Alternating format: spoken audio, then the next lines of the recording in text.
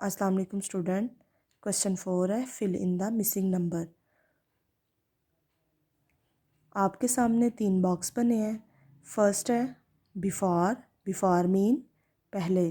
यहाँ पे 4 नंबर है, इसके पहले 4 से पहले जो नंबर आता है वो हम यहाँ लिखेंगे। नेक्स्ट है बिटवीन, बिटवीन मीन दरमियान, यानी 3 और 5 के दरमियान में जो नंबर आता है यहाँ पे हम लिखेंगे।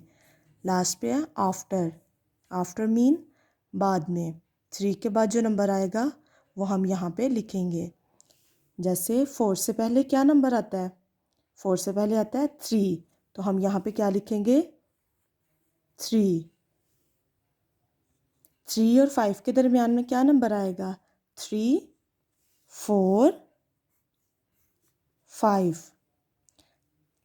लास्ट है आफ्टर, यानी 3 के बाद कौन सा नंबर आएगा? 3 के बाद आएगा, 3 के बाद हमारे पास नंबर आएगा 4।